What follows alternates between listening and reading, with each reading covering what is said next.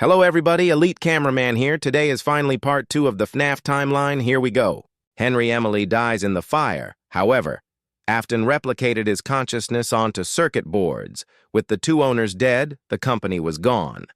However, in 2024, one of the old locations had been replaced by Jeff's Pizza, and that was where another character remained. Oswald. Oswald is a 6th grader child who lives in a small town and for the summer could only visit the library and Jeff's Pizza due to not much money. However, his life takes a dramatic turn when he discovers a ball pit in the pizzeria, which inexplicably transports him back to June 1985, the year when the original Freddy Fazbear's Pizza was operational. Oswald then manages to escape Spring Bonnie, but the bunny drags his father, Freddy Bro, into the pit and replaces him. To the outside world, Spring Bonnie is his dad, but only Oswald sees the truth. So Oswald leaves his house, sneaks back to Jeff's Pizza, saves his dad, and defeats Spring Bonnie. Then in 2025, a new person stepped in. They saw the failure at Freddy's and knew they could make cash off this company. So they took ownership of it and rebooted it back to an LLC. Since nobody trusted the Fazbear name, they hired a game dev, Steve, to make silly little games to win back the public's affection for a couple bucks, as well as a VR game made by Silver Parasol Games under the lie that this game was to undo the bad PR work from Steve. Until one day, a box of circuit boards arrived with a note to scan them into the game, these boards containing Afton's consciousness, which became a virus glitch trap, once scanned into the game, which began to affect beta testers. The first was Jeremy. He was strong enough to resist glitch trap control, going as far as to saw his own face off. The virus spread worldwide, affecting people. But at the company, they realized this and tried to stop it, but died in the process until a new person stepped up. Vanessa, a poor girl who had a divorce and had an abusive father and is easy to be manipulated. She was perfect for Glitch Trap. He took control of her due to her lack of strength to fight, doing Google searches to try and regain control but failed. One of Vanessa's friends or co-workers noticed the change and knew something was up, trying to figure it out and save her. They also create the Fazbear Fun Time service in 2026. A delivery app for animatronics for holidays and birthdays, which somehow gains the virus. The animatronics begin to attack the users and take remnant from them. In 2027, Vanessa begins to lose herself and become Vanny, Afton taking control of her. She often goes to therapy, and it shows her falling under the influence of Glitch Trap. In 2030, the Mega Pizzaplex was constructed over the Fnaf 6 pizzeria to ensure Afton remained in the basement with suspicion that he will come back. Both MXEs and the Mimic were taken to the Pizzaplex, and after multiple accounts of work accidents resulting in death with the Mimic AI system, the company locked the Mimic in the basement and used a wall to keep him there again. Then the construction continued in the mall. Things weren't going well, though, since the Glitch Trap virus spread through AR and VR.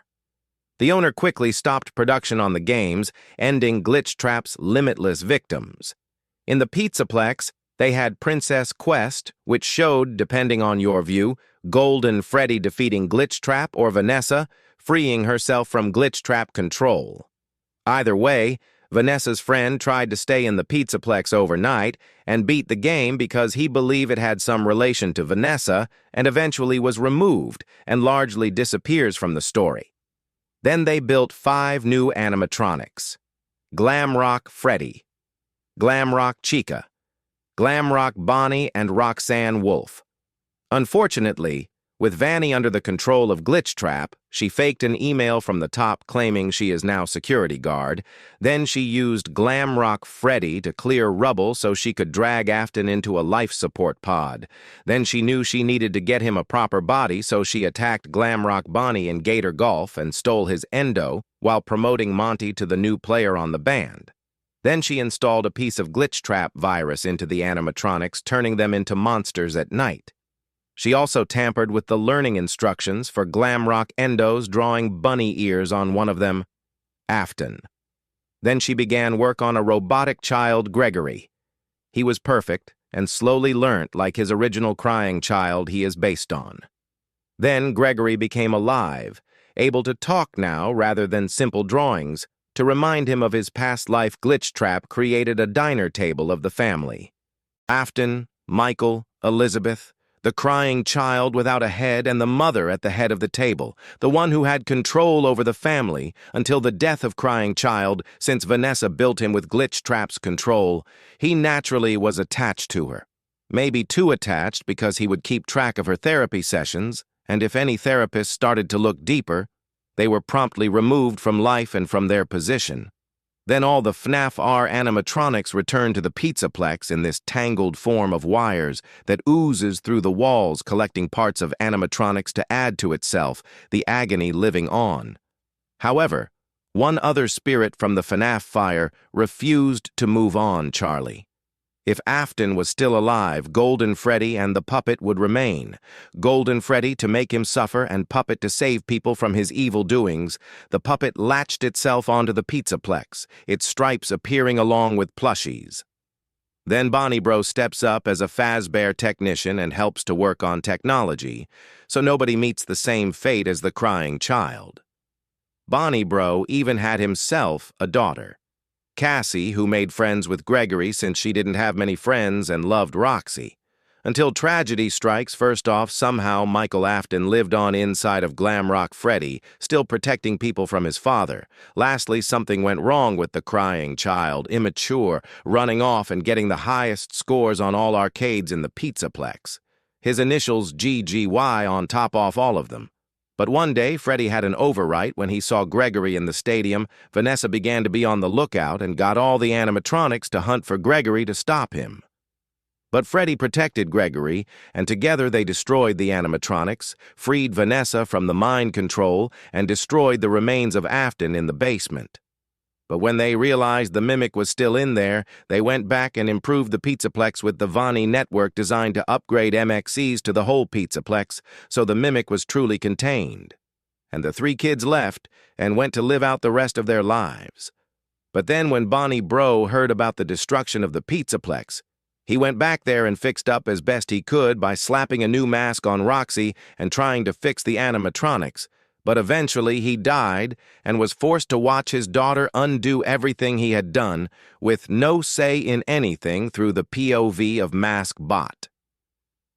Cassie, then concerned about Gregory, enters the now destroyed Pizzaplex looking for him in 2031. She was lured by him talking to her over a walkie-talkie and claimed it was stuck under a sinkhole in Roxy Raceway. But it was actually the Mimic, mimicking the voice of Gregory to get her to save him from his underground imprisonment. Once free, he tries to attack Cassie, but she escapes into the elevator, which is when the real Gregory contacts her. But mid-conversation, the Mimic steps back in and drops Cassie in the elevator down. That's my part 2. This video was very hard to make, so please like and subscribe.